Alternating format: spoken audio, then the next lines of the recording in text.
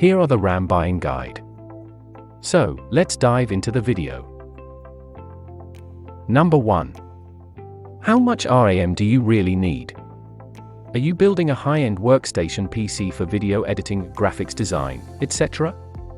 Going with at least 16 GB, or more, depending on your budget, would be a wise decision. Are you building a budget-friendly gaming computer? 8 GB is a good start for now. Yes, there are games that are starting to utilize more than 8 GB of RAM, but for the most part, 8 GB will still get the job done. Not to mention, RAM is the easiest component in your PC to upgrade.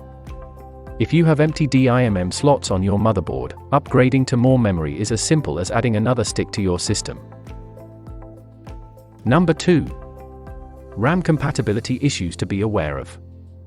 DDR generation is important because older generation DDR memory will not work with motherboards that are built to support newer generation DDR memory and vice versa. You can't put DDR3 memory in a motherboard that has DDR4 DIMM slots, and you can't put DDR4 memory in a motherboard that has DDR3 DIMM slots. Speaking of motherboard DIMM slots, it's also important that you note how many slots your motherboard has. Some smaller form factor motherboards, Micro ATX and Mini ITX, only come with 2 DIMM slots. So, obviously, you can't put a 4x4 GB kit of memory in them. You can only have a maximum of 2 sticks of RAM in that instance. Number 3. RAM speed. RAM frequency is similar to a CPU's frequency. The faster a memory kit's frequency is, the faster the memory can process data. Latency, on the other hand, is the time between when a system command is entered and when it is executed. The lower the latency, the faster the memory can move on to the next process.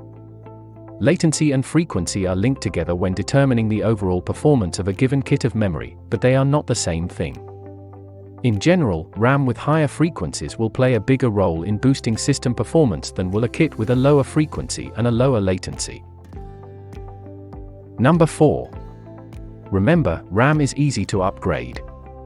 Matching your RAM to the quality of your build is also important. You don't want to put 16 GB of RAM in a $500 gaming PC build, as the extra cost of going from 8 GB to 16 GB is going to mean that you have to downgrade on the components that will have a bigger impact on your in-game performance, like your graphics card and processor. And it's important to remember that RAM is by far the easiest component in your system to upgrade.